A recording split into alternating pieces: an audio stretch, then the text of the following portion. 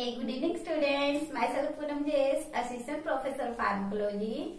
Hope so you are very well and fine. And today's lecture is about Unit 1st.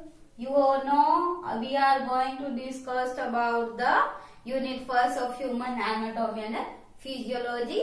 So this is lecture 5 of HCP of Unit 1st, that is related to cell. In this lecture, we will discuss about the cell, what is prokaryotic, what is eukaryotic, and history of a cell. Basically, cell is the functional and structural unit. So, we will study about the cell.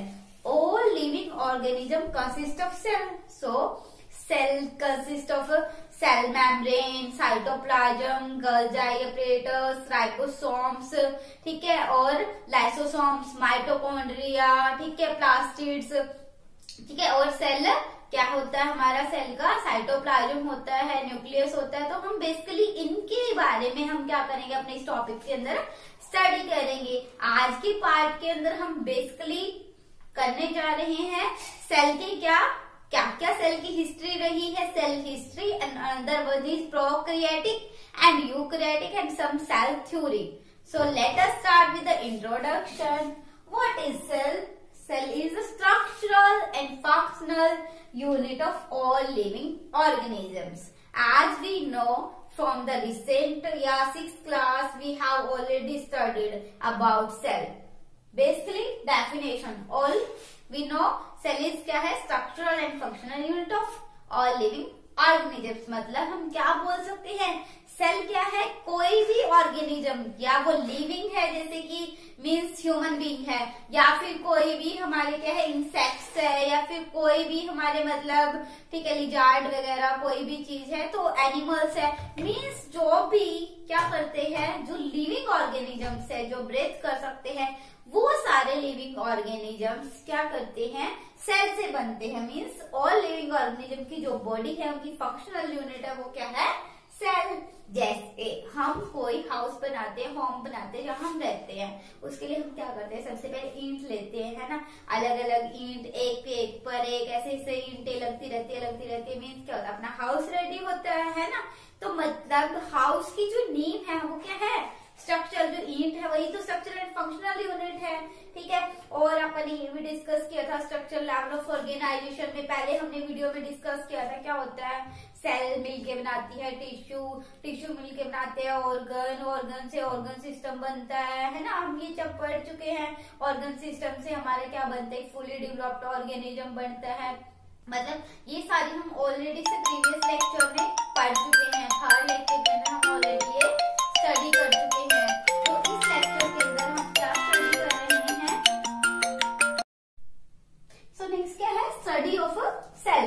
What is study of cell? Cytology is known as study of cell. Cytology क्या होता है, cell की study, ठीक है. Histology क्या होता है, tissue की स्टडी. हम फर्दर स्टडी करेंगे टिश्यू के बारे में भी, बट इस लेक्चर में हमारा बेसिकली अबाउट जो कंसेप्ट है वो है cell.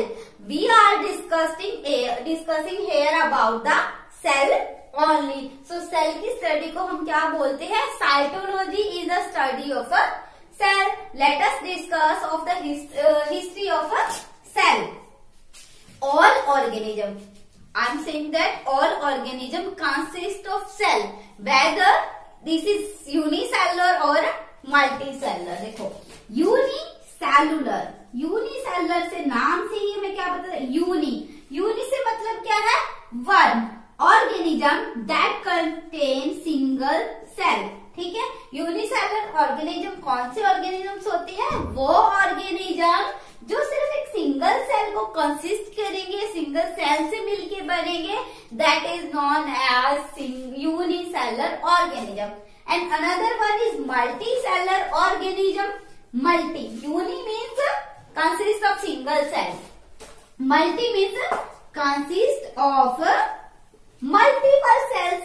Multiple means more than one cell, ठीक है.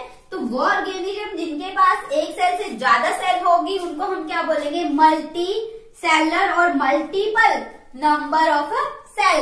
These organisms made up of multiple cells या multiple number of cells, more than one cell. So this is called multicellular organism. So organism are basically of two types, unicellular and multicellular. So let us discuss about the history. Firstly, Robert Hooke, scientist थे Robert Hooke, जिन्होंने 1665 के अंदर क्या किया था। Robert Hooke ने जो cork की डेड सेल थी उसको क्या किया था, डिस्कवर किया था। और जो सेल था, सेल का जो नाम था वो भी किसने दिया था, रॉबर्ट हुक ने। The term cell was firstly coined by British scientist Robert Hooke in the year 1665। 1665 के अंदर रॉबर्ट हुक ने क्या किया था, सेल का टर्म थी, उसने क्या किया था, नाम दिया था, सेल नाम दिया था, और वो क्या थी, डेड सेल थी। उसके बाद 1674, ये था 1665, another year is 1674, Anton von Leeuwenhoek, another scientist of Anton von Leeuwenhoek that described a living cell. Sperm cell की और आरबीसी, इन्होंने क्या था, स्पम्प सेल और RBC cell, arthrocyte erythrocyte cell को क्या किया था, डिस्कवर किया था। रॉबर्ट हुक ने एक डेड सेल थी जो कि ऑनियन की कॉर्क की यूज की थी। 1674 के अंदर एंटोन वॉन ल्यूवेनहुक ने एक लिविंग सेल को डिस्क्राइब किया था। अनदर 1682 में एक साइंटिस्ट थे एंग्रू, इन्होंने क्या किया था, सेल कॉन्सेप्ट दिया था। जस्ट ओनली क्या दिया था, सेल कॉन्सेप्ट दिया था। 1831 पहले 1665 के अंदर रॉबर्ट हुक आए, फिर एंटोन वॉन ल्यूवेनहुक आए।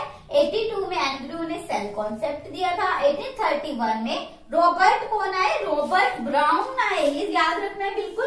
रॉबर्ट ब्राउन जो साइंटिस्ट थे ये कब आए थे, 1831 में, जूम करें 1831 में रॉबर्ट ब्राउन थे, इन्होंने क्या डिस्कवर किया था, सेल के न्यूक्लियस को। This is most important. Robert Hooke ने डेड सेल डिस्कवर की थी, एंटोन वॉन ल्यूवेनहुक ने लिविंग सेल डिस्कवर की थी, और उसके बाद रॉबर्ट ब्राउन थे जिन्होंने सेल के न्यूक्लियस की डिस्कवरी की थी। Robert Brown discovered cell nucleus in 1831। Next 1838 से 39 के अंदर स्केल्टन एंड सेकवान थे। स्केल्टन सेकवान ने क्या दिया था, सेल थ्योरी दी थी। 1838 से 39 के अंदर स्केल्टन सेकवान साइंटिस्ट आए थे, इन्होंने क्या दी, सेल थ्योरी दी। उसके बाद 1839 में क्या आया, परकंजी आए थे। परकंजी क्या थे, ये भी एक साइंटिस्ट थे, इन्होंने क्या किया था, प्रोटोप्लाज्म की डिस्कवरी की थी। प्रोटोप्लाज्म की डिस्कवरी की थी, जो कि जेली लाइक सब्सटेंस था प्रेजेंट इन द सेल। ठीक है, 1839 में कौन आए थे, परकंजी आए थे, इन्होंने प्रोटोप्लाज्म को डिस्कवर किया, that is jelly like substance present in the cell. ठीक है, तो हम देखते हैं कुछ और कि जो और सेल्स है, मैंने बोला स्मॉलेस्ट सेल है वो है माइक्रोप्लाज्म। थोड़ा सा हम डिस्कस करते हैं। सॉरी, आप लोग इसकी स्क्रीनशॉट ले सकते थे। 1665, ठीक है, ये था, सॉरी 1665 बोले। आप लोग जब तक इसकी स्क्रीनशॉट ले सकते हैं, मैं आपको अभी क्या बता रही थी कि जो हमारी स्मॉलेस्ट सेल है, स्मॉलेस्ट सेल, जो स्मॉलेस्ट सेल है वो हमारी क्या है, यहाँ पे माइक्रोप्लाज्म, माइक्रोप्लाज्म गैलीसेपिटम। ठीक है, स्मॉलेस्ट सेल है, जो स्मॉलेस्ट सेल क्या है, माइक्रोप्लाज्मा गैलीसेपिटम। उसके बाद जो लॉन्गेस्ट सेल है, लॉन्गेस्ट सेल वो क्या है, ह्यूमन बॉडी की न्यूरॉन सेल। लॉन्गेस्ट सेल क्या है, neuron cell of human body. Neuron cell of human body is longest cell. ठीक है, और बिगेस्ट सेल, अगर मैं बोलूं बिगेस्ट सेल, तो बिगेस्ट सेल क्या है, egg of ostrich. Biggest cell is egg of ostrich, egg of ostrich. इसको जूम करें, egg of ostrich is biggest cell in the, ठीक है, एग्जाम्पल है बिगेस्ट सेल का। जो नेक्स्ट हमारी है स्कैल्डन एंड सेकवन साइंटिस्ट है, इन्होंने क्या दिया था 1838 से 1839 के अंदर स्कैल्डन, ठीक है, जो हमारे स्कैल्डन और क्या है सेकवान है, इन्होंने क्या दिया था 38 से 39 के अंदर इन्होंने दी थी सेल थ्योरी। क्या दी थी इन्होंने, स्कैल्डन एंड सेकवान ने, दोनों साइंटिस्ट थे, 1838 से 39 में इन्होंने सेल थ्योरी दी थी। उसके बाद एक हमारी जर्म प्लाज्मा थ्योरी है, जर्म प्लाज्मा थ्योरी। जो जर्म प्लाज्मा थ्योरी है ये किसने दी थी, ये अगस्त वाइजमैन ने दी थी, अगस्त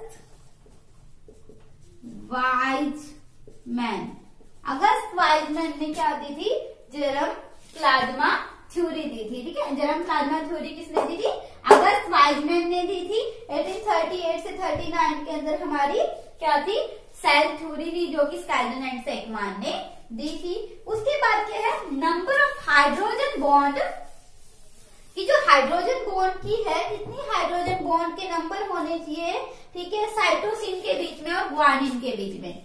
नंबर ऑफ हाइड्रोजन बॉन्ड, कितनी हाइड्रोजन बॉन्ड होनी चाहिए किसके बीच में, साइटोसिन के बीच में, ये क्या है अमीनो एसिड रेसिड्यू होते हैं जो डीएनए में होते हैं, एंड ग्वानिन के बीच में, ग्वानिन एंड साइटोसिन के बीच में कितनी नंबर ऑफ हाइड्रोजन बॉन्ड होनी चाहिए, वो क्या है थ्री बॉन्ड, जो 3 हाइड्रोजन बॉन्ड थी साइटोसिन एंड ग्वानिन के बीच में, साइटोसिन एंड ग्वानिन के बीच में नंबर ऑफ हाइड्रोजन बॉन्ड कितनी होनी चाहिए थी, 3।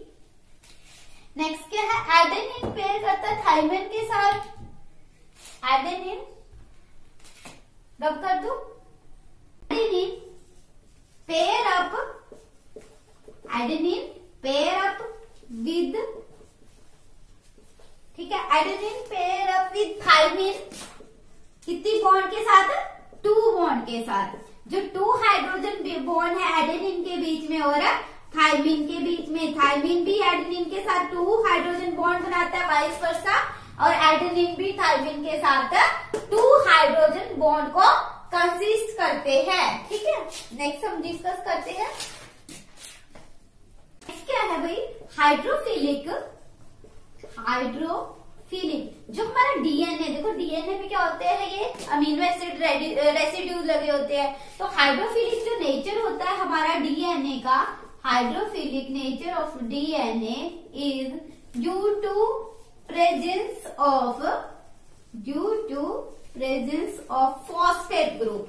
फॉस्फेट ग्रुप की प्रेजेंस की वजह से, फॉस्फेट ग्रुप की प्रेजेंस की वजह से जो हाइड्रोफिलिक नेचर होता है डीएनए का, ठीक है, और हमारी ह्यूमन बॉडी के अंदर जो आरबीसी होती है, ह्यूमन आरबीसी है, उसका जो साइज है वो अबाउट 7 माइक्रोमीटर होता है, ठीक है। हाइड्रोफिलिक नेचर होता है डीएनए का फॉस्फेट ग्रुप की वजह से, और ह्यूमन आरबीसी का जो साइज है वो ऑलमोस्ट 7 माइक्रोमीटर होता है। मल्टी सेलर ऑर्गेनिज्म है। उसके बाद हम थोड़ा सेल थ्योरी देखते हैं कि सेल थ्योरी क्या कहती है।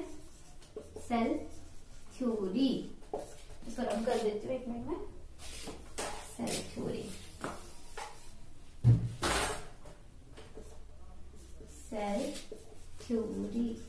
सेल थ्योरी क्या है, अलग अलग साइंटिस्ट आए थे बहुत सारे, जिन्होंने अपनी अपनी सेल थ्योरी दी है। कोई कुछ कह रहा था, कोई कह रहा था। तो फर्स्ट सेल थ्योरी क्या कहती है, all living organisms are made up of cell. जितने भी लिविंग ऑर्गेनिजम्स है वो किससे बनते हैं, सेल से बनते हैं, ठीक है। और क्या बोला है इसे, every organism starts its life from single cell. इन्होंने कहा कि एवरी ऑर्गेनिज्म अपनी लाइफ किससे स्टार्ट करते हैं, सिंगल सेल से। नेक्स्ट थ्योरी में इन्होंने क्या किया, ओमनी सेल्ला ए सेल्ला। इन्होंने नेक्स्ट थ्योरी दी, काफी इंपॉर्टेंट है। कि ऑल सेल या all organism, all cell are arises from pre existing cell, जो पहले से एग्जिस्ट कर रही है, प्री एग्जिस्टिंग सेल है, उसके बेस पे all cell organism, all cell arises होती है। इसको उन्होंने बोला ओमनिसेल्युला एसेल्युला। ये इंपॉर्टेंट है काफी सेल थ्योरी। इन्होंने क्या बोला सेल थ्योरी के अकॉर्डिंग कि जो ऑल ऑर्गेनिजम्स है, ऑल सेल है, वो प्री एक्जिस्टिंग सेल से ही बने होते हैं, जिसको इन्होंने बोल दिया ओमनिसेल्युला एसेल्युला। ठीक है, ओमनिसेल्युला एसेल्युला, इसका मतलब every cell arrive from the pre existing cell. Sorry, next discuss करते हैं।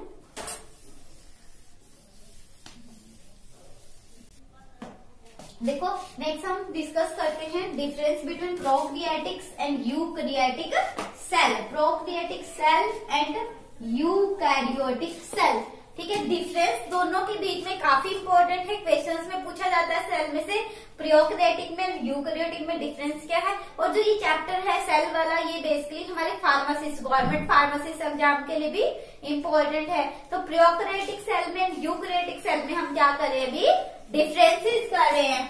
फर्स्ट प्रोकैरियोटिक, देखो नाम से ही पता चल रहा है, प्रो मीन्स फॉल्स, कैरियोटिक मतलब जो कि न्यूक्लियस कैरी करेगी, ऐसी सेल जिनके अंदर फॉल्स न्यूक्लियस प्रेजेंट होता है। यू होता है, यू का मीन होता है ट्रू कैरियोटिक, मतलब ऐसी सेल जिनके अंदर न्यूक्लियस प्रेजेंट हो, जिनमें ट्रू न्यूक्लियस प्रेजेंट हो, उनको हम बोलेंगे यूकैरियोटिक। और जिनके अंदर फॉल्स न्यूक्लियस होता है, उनको हम बोलते हैं प्रोकैरियोटिक सेल। ठीक है, तो फर्स्ट डिफरेंस क्या है, size of cell in case of prokaryotic cell, size of cell is generally small. Prokaryotic cell के केस के अंदर जो सेल का साइज होता है वो in comparison to eukaryotic cell small होता है, और यूकैरियोटिक की सेल का साइज कितना होता है, लार्ज होता है। ये डिफरेंसेस काफी इंपॉर्टेंट है, इसको अच्छे से करना है। प्रोकैरियोटिक सेल का साइज जनरली स्मॉल रहता है, यूकैरियोटिक का लार्ज रहता है। फॉल्स न्यूक्लियस, अभी बताया था मैंने, प्रो का मीन्स फॉल्स, ये कैसा कंटेन करती है न्यूक्लियस, फॉल्स न्यूक्लियस। इनके अंदर न्यूक्लियस अब्सेंट होता है, जो कि इनका जेनेटिक मटेरियल होता है, वो कहाँ प्रेजेंट होता है, साइटोप्लाज्म के अंदर, जिसको हम बोलते हैं न्यूक्लियोइड। न्यूक्लियोइड, ठीक है, न्यूक्लियोइड क्या बोलते हैं, जिसको हम न्यूक्लियोइड बोलते हैं। कि इनका जो फॉल्स न्यूक्लियस है, इनका जो जेनेटिक मटेरियल है, वो साइटोप्लाज्म के अंदर लाई करता है, इसलिए उस एरिया को हम न्यूक्लियोइड बोलते हैं। इसमें ट्रू न्यूक्लियस प्रेजेंट होता है, और इनका जेनेटिक मटेरियल न्यूक्लियस के अंदर ही डीएनए वगैरह लाई करता है। सॉरी, न्यूक्लियस अब्सेंट नहीं है, इसमें न्यूक्लियस प्रेजेंट है। क्या है, न्यूक्लियस प्रेजेंट है, क्योंकि न्यूक्लियस ट्रू है इसके अंदर। Next case is it contain single chromosome. Prokaryotic cell contain single chromosome, इनके अंदर क्रोमोसोम कैसा होता है, single. Eukaryotic contain more than one chromosome, एक क्रोमोसोम से ज्यादा, मोर देन वन। जूम करके देखिए, more than one chromosome cell. Eukaryotic cell कितना कंटेन करती है, more than one chromosome. Next is जो प्रोकैरियोटिक का सिंगल क्रोमोसोम है, वो शेप में सर्कुलर होता है, ठीक है, सर्कुलर इन शेप। नेक्स्ट हम देखते हैं क्या, कि जो हमारा मेम्ब्रेन बाउंड सेल ऑर्गेनल्स होते हैं, मेम्ब्रेन बाउंड सेल ऑर्गेनल्स, जिनके साथ मेम्ब्रेन होते हैं, जैसे माइटोकॉन्ड्रिया है, लाइसोसोम है, गोल्जाई बॉडीज है, ये क्या होते हैं, इसमें अब्सेंट होते हैं in case of prokaryotic cell. अगर जूम करके देखें इसको हम, क्या है, mitochondria, lysosome, Golgi bodies, mitochondria, lysosome, Golgi body. तो ये क्या होती है इनके केस में, absent. Cell organelles, membrane bound cell organelles are present in case of eukaryotic cells, ठीक है। और हाँ, एक एग्जांपल ऑफ राइबोसोम। जो राइबोसोम है, अलग पॉइंट बना सकते हो आप इसको, 7th पॉइंट। राइबोसोम क्या है, प्रोकैरियोटिक और यूकैरियोटिक सेल दोनों में प्रेजेंट होता है, because ribosome are not membrane bound structure. Next है सेल डिवीजन। जो प्रोकैरियोटिक सेल में सेल डिवीजन कैसे होगा, बाय, जूम करें, by budding and fission. Budding से और फीजन से कैसे होगा, इनका सेल डिवीजन होगा। कंटेन करते हैं 80S राइबोसोम और 6, ठीक है। जो प्रोकैरियोटिक सेल इनके अंदर कौन सा राइबोसोम होता है, 80S राइबोसोम होता है और उसकी सब यूनिट है 60 एंड 40S, ठीक है। नेक्स्ट है इनमें सेल डिवीजन कैसे होता है, mitosis and meiosis. Further discuss करेंगे हम नेक्स्ट लेक्चर्स में माइटोसिस एंड मियोसिस को, ये डिटेल में स्टडी सेल पढ़ रहे थे हम। इसमें क्या था, 80S राइबोसोम यूनिट कंटेन करती है और 60S एंड 40S सब यूनिट। यूकैरियोटिक की केस में क्या होता है, 70S राइबोसोम सब यूनिट होती है और cell division by mitosis and meiosis process है और इसकी सब यूनिट है 50 and 30S sub unit in case of eukaryotic cell. This is the basic difference between prokaryotic cell and eukaryotic cell, ठीक है। In the next lecture we will discuss about the cell organelles, Golgi body, ribosome, lysosome, mitochondria, ठीक है। All organs इनको अलग अलग से हम study करेंगे, ठीक है। और एग्जाम्पल, हाँ एक चीज और, इसमें आगे मेरे पास लिखने के लिए ऑप्शन नहीं है तो आप क्या करो, प्रोकैरियोटिक की क्या एग्जाम्पल है, मैं फर्स्ट पॉइंट को रब कर देती हूँ, यहाँ पे लिख देती हूँ, ठीक है। सॉरी, आप लोग पहले स्क्रीनशॉट ले लेते हैं इसका, स्क्रीनशॉट ले लो। इसमें साइज सेल का जो स्मॉल होता है ये न्यूक्लियस एब्सेंट होता है, ये लिख लेना जो पॉइंट मैंने रब कर दिया, ठीक है। हो गया डन, ठीक है। अब मैं रब कर लेती हूँ इसको, कुछ पॉइंट्स को, मैंने कुछ पॉइंट लिखने हैं। अब देखो फर्स्ट में क्या है, जो प्रोकैरियोटिक सेल है इसके एग्जांपल क्या है, प्रोकैरियोटिक सेल इसमें आते हैं हमारे पास बैक्टीरिया, साइनोबैक्टीरिया, बैक्टीरिया, साइनोबैक्टीरिया और PPLO, pleuro pneumonia like organism, इसको बोलते हैं प्लूरो। इंपॉर्टेंट है ये, एसएससी वगैरह गवर्नमेंट फार्मासिस्ट वगैरह में पूछा जाता है। प्लूरो न्यूमोनिया लाइक ऑर्गेनिज्म, ठीक है। बैक्टीरिया है, ब्लू ग्रीन एल्गी, ये भी इसी का एग्जाम्पल है, blue green algae. Sorry friends, ये साइड में थोड़ी सी डिस्टर्बेंस है। नेक्स्ट क्या है, यूकैरियोटिक सेल। यूकैरियोटिक सेल के अंदर एग्जाम्पल हमारे क्या क्या है, प्लांट्स है, एनिमल्स है, प्लांट्स, एनिमल्स, फंजाई, ये सारे क्या है, प्लांट्स, एनिमल्स, फंजाई, ये यूकैरियोटिक सेल के एग्जाम्पल है। और prokaryotic and eukaryotic cell both contain ribosome, ठीक है। थैंक यू, होप सो आपको लेक्चर पसंद आया हो। तो अगर आपको वीडियो पसंद आई लाइक करें, सब्सक्राइब करें, अपने फ्रेंड्स के साथ शेयर करें और नेक्स्ट वीडियो के अंदर हम डिस्कस करेंगे इसके बारे में जो सेल ऑर्गेनल्स है और इनके स्ट्रक्चर के बारे में। Thank you, have a great day.